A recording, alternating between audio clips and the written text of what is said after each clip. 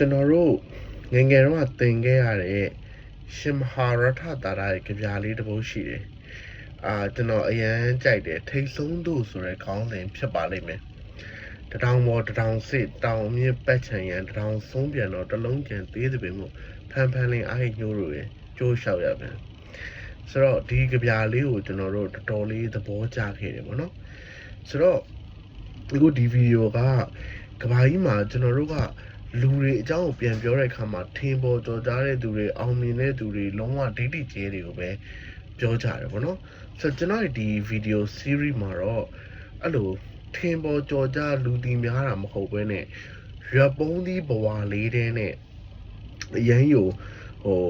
အတူယူစရာကောင်းတဲ့သူတွေအကြောင်းကိုကျွန်တော်ပြောမှာဖြစ်ပါတယ်ဆိုတော့ဒီနေ့ပြောမယ့်လူရဲ့အကြောင်းကလီတန်ဆိုတဲ့လူရဲ့အကြောင်းဖြစ်ပါတယ်ဆိုတော့ဒီဗီဒီယိုကလီတန်ရဲ့အကြောင်းကအရန်ရှည်တော့ကျွန်တော်အပိုင်း2ပိုင်းခွဲပြီးတော့ပြောပါမယ်ဆိုတော့အခုကြည့်နေရတာကအပိုင်း1ဖြစ်ပါတယ်ဆိုတော့ကျွန်တော်ကင်မရာတော့မကြည့်တော့ဘူးကျွန်တော်ရဲ့ဒီ laptop လေးကိုကြည့်ပြီးတော့ကျွန်တော်ပြောပါမယ်ဆိုတော့1985မှာဗီယက်နမ်မှာပြည်တွင်းစစ်တွေဖြစ်တယ်ပေါ့နော်ပြည်တွင်းစစ်လို့တော့ပြောပါတယ်ဒီဘက်ကဒီပြင်သစ်တွေအမေရိကန်တွေနဲ့ခြေရှုပ်ပြီးတော့တိုက်ကြတဲ့စစ်ပွဲပေါ့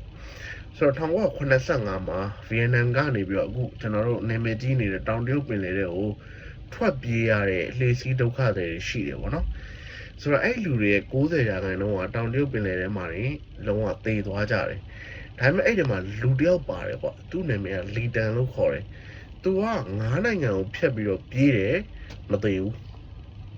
ဆိုတော့သူ့ရဲ့ဇလန်အရင်ကိုရှည်တယ်ဒါပေမဲ့ကျွန်တော်အတူချုံပြီးတော့ပြောမယ်ဒီနေ့အပိုင်း1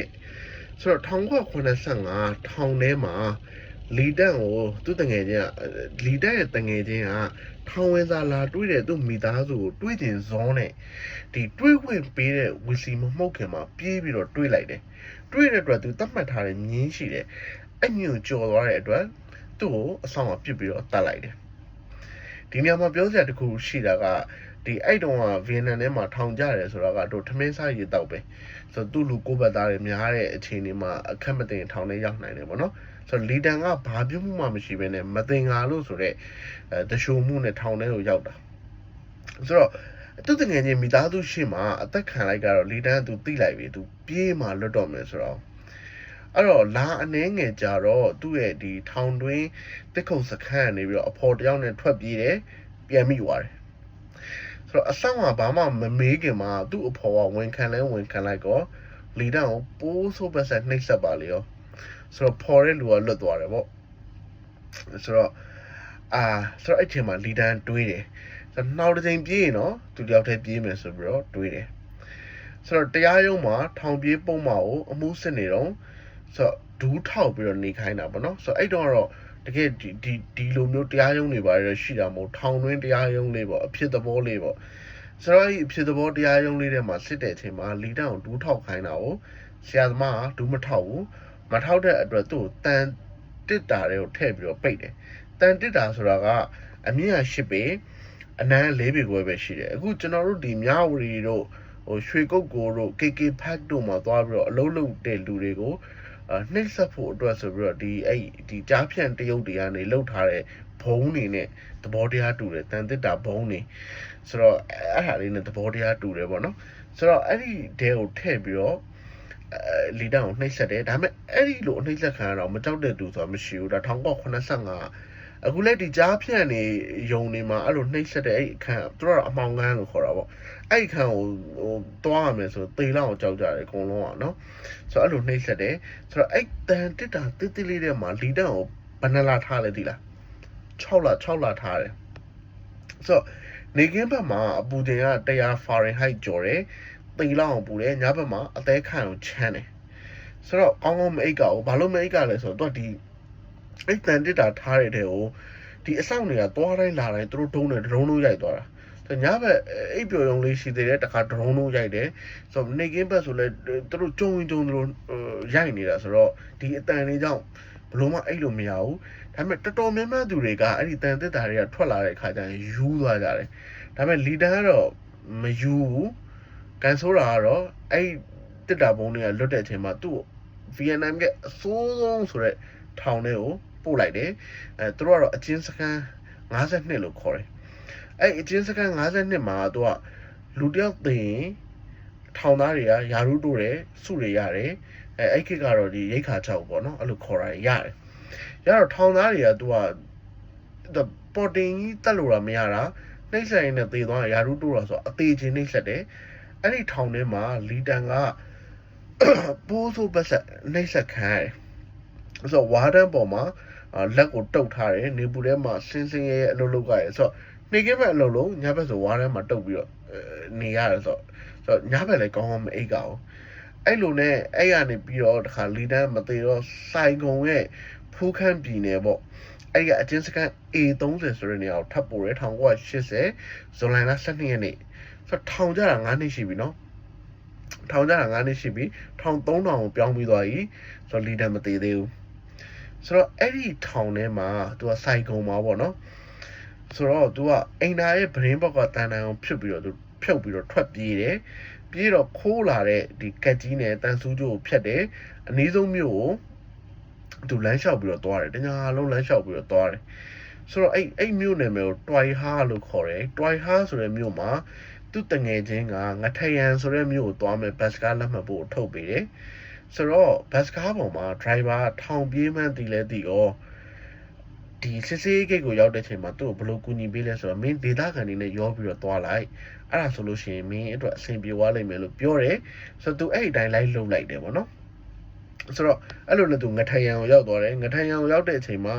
ဟိုမှာရှိတဲ့သူတငယ်ချင်းတယောက်ကသူ့ဒီလိုပဲကူညီပေးထားတာပေါ့နော်ဒါပေမဲ့အဲ့ခေတ်ကတငယ်ချင်းကလည်းအကြာကြီးမကူညီပေးရဘူးဆိုတော့ခဏတစ်ဖြုတ်နေပြီးရင်ခီးဆက်ပေါ့နော်ဆိုတော့အထယ်တွေအစားအစာတွေပတ်စံနေနဲ့ဟိုချီမင်းကိုသွားမယ်ရထားလက်မှတ်ကိုဝယ်ပေးလိုက်တယ်ဆိုတော့ဘာဖြစ်လဲဆိုတော့ကျွန်တော်တို့ရဲ့ဇမင်းသားလီတန်ကဟိုချီမင်းကိုသွားရတယ်1981စက်တင်ဘာမှာအဲ့လိုပဲဘဝတူတွေနဲ့အဲ့လိုလူမောင်ခေါ်ပေါ့အဲ့လိုမှတ်ပုံတွေအတူတွေလုပ်ပြီးတော့သူအတံမွေးဝမ်းကြောင်းပေါ့နော်ဆိုတော့ပြောချင်တာကဒီ ID အတူလုပ်တဲ့မှောင်ခိုလုပ်ငန်းပေါင်းမျိုးစုံလုပ်ကြတဲ့လုပ်တွေလုပ်ရင်းနဲ့အတံမွေးဝမ်းကြောင်းမွေးရတယ်ပေါ့နော်အဲ့လိုနဲ့ဒီညမှာပြောစရာရှိတာကသူကဒီတချို့အမှုနဲ့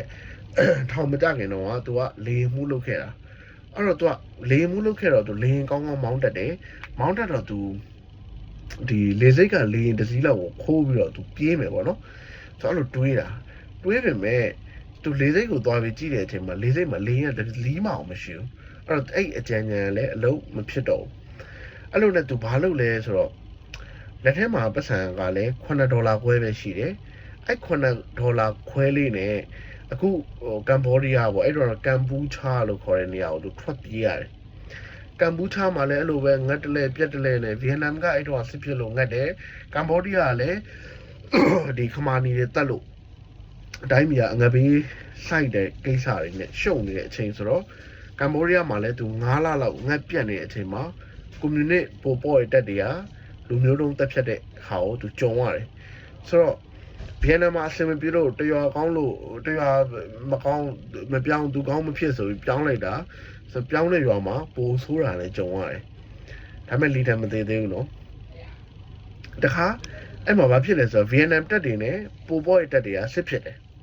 စစ်ဖြစ်တော့လီဒန်ကအဲ့ရနေပြီးတော့တခါနယ်စပ်ကနေပြီးတော့ဖနွမ်းပင်ကိုထွက်ပြေးရတယ်ဆိုတော့နယ်စပ်မှာစစ်ဖြစ်နေတော့ဘလို့မှနေလို့မရတော့ဘူးဆိုတော့အဲ့ဖနွမ်းပင်ကနေပြီးတော့ဘလို့စဉ်းစားလဲဆိုတော့ဒီကမ်ဘောဒီးယားဒီထိုင်းနယ်စပ်ပေါ့အခုကျွန်တော်တို့ဒီထိုင်းနဲ့ကမ်ဘောဒီးယားစစ်ဖြစ်နေတဲ့နယ်စပ်တကြောမှာဘတ်တန်ပင်ဆိုတဲ့မြို့လေးရှိတယ်အဲ့မြို့ကိုသူပြေးတာပေါ့နော်ပြေးဖို့တော့သူရထားလက်မှတ်ဝယ်တယ်ဝယ်တဲ့အချိန်မှာရထားလက်မှတ်သွားဝယ်နေတဲ့အချိန်မှာအဲ့ရထားဘူရာဆောင်ရဲကမတင်ငါလို့ဆိုပြီးတော့ခေါ်စစ်တဲ့အချိန်မှာသူထွက်ပြေးတဲ့အချိန်မှာခိုက်100လောက်ပဲပြေးရတယ်တည်တယ်သူတနက်နဲ့လှမ်းပြီးတော့ပြစ်ပြီးတော့သူပြန်အဖမ်းခံလိုက်ကြတယ်ကမ်ဘောဒီးယားရဲ့အဆိုးဝါးဆုံးနဲ့အရက်ဆက်ဆုံးဆိုတဲ့ထောင်338ဆိုတဲ့ထောင်အပုတ်ခံရတယ်တန်တိုင်6တိုင်ပါတဲ့ဗရင်ဘက်ကိုဖြုတ်ပြီးတော့ထွက်ပြေးတယ်အဲ့ထောင်ထဲမှာအဲ့ဒါနဲ့သူမဲခေါင်မြို့ဘက်ကိုရောက်လာပါလေရောဆိုတော့မဲခေါင်မြို့ထဲကိုရောက်တော့အဲ့လိုပဲရုပ်ဖြတ်ပြီးတော့တန်ငါတဲ့ဘဝနဲ့ကျင်းလဲကျစားနေတယ်ပတ်စံဆူတယ်$95လောက်စုမိတဲ့အချိန်မှာလိုအပ်တာတွေဝယ်ပြီးတော့ခရီးဆက်တယ်စစ်ဆိုဖုံဆိုတဲ့ထိုင်းနယ်စပ်မြို့လေးကိုသူရောက်တဲ့အချိန်မှာ အာရှရဲ့အကြီးဆုံးပျောက်ကြားစစ်ကြီးကဖြစ်နေတယ်ဖြစ်တယ်ဆိုတာဒီပျောက်ကြားစစ်ကဒီကမ်ဘောဒီးယားဘက်ခြမ်းမှာဖြစ်တာပေါ့နော်ဆိုတော့တောလန်ပေါ့နော်တောလန်ကိုစပိန်နဲ့ပြေးတယ်မြစ်ကိုကူးဖို့အကူကြီးတောင်းတော့သူ့ကိုဘယ်သူမှမကူညီကြအောင်သူ့ဘယ်သူမှမကူညီကြအောင်မကူညီကြတဲ့အချိန်မှာလမ်းဘေးမှာကမ်ဘောဒီးယားစစ်သားတွေကမ်ပူချာစစ်သားတွေနဲ့သူထပ်ပြီးတော့တွေ့တယ်ဆိုတော့စပိန်လဲပါတယ်သူ့ရဲ့ essence ပေါ့နော်လေယူရာသိန်းရတယ်ဘလို့မှကမ်ဘောဒီးယား essence လည်းမဟုတ် Thai essence လည်းမဟုတ်ဘူးဆိုတော့သူ့ဖမ်းဖို့လုပ်တဲ့အချိန်မှာတောတွေကိုထပ်ပြေးရတယ်စစ်သားတွေကတောင်းနှင်းပြီးတော့လိုက်ရှာတော့ခြုံပုတ်ထဲမှာဝင်ပုန်းတယ်ဖြစ်ချင်တော့ဝင်ပုန်းတဲ့ခြုံပုတ်ကပွေရွဲစိတ်တွင်းပွေရွဲစိတ်တွင်းထဲမှာပုံမိရတာဖြစ်သွားတယ်အသက်မရှူရအောင်တုတ်တုတ်မလှုပ်တဲ့ကြားတွေကခန္ဓာကိုယ်အနှံ့ပွေရွဲစိတ်တွေကလုံးဝစဉ်းစားကြည့်ပါဗျာအဲ့လိုသွားပြီးတော့လုံနေတယ်ပြီးတော့သူ့အသားကိုကိုက်တယ်6နာရီလောက်အန်ကျိတ်ပြီးတော့6နာရီဇက်တိုင်အန်ကျိတ်ပြီးတော့သူအတမ်းမထွက်ပဲနေခဲ့ရတယ်ဆိုတော့ဒါကတော့အပိုင်း1ပေါ့နော်ဆိုတော့ no one isn't he ဆိုတော့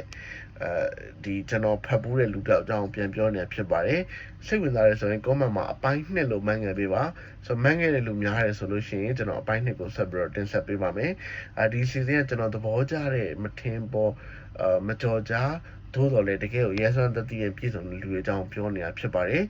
ဆိုတော့ကျွန်တော်သူများတွေလိုတော့ video editing တွေ share လုပ်ပြီးတော့မတင်နိုင်တော့ခွင့်လွှတ်ပါကျွန်တော်ရဲ့မှတ်တမ်းမှတ်စုလေးအနေနဲ့ပဲဒီဗီဒီယိုတွေကိုတင်ဆက်နေတာဖြစ်ပါတယ်သဘောကျတယ်ဆိုလို့ရှိရင် comment မှာအပိုင်း2လို့ရေးခဲ့လို့ရပါတယ်အပိုင်း2ကိုထပ်ပြောပေးပါမယ်ကျေးဇူးတင်ပါတယ်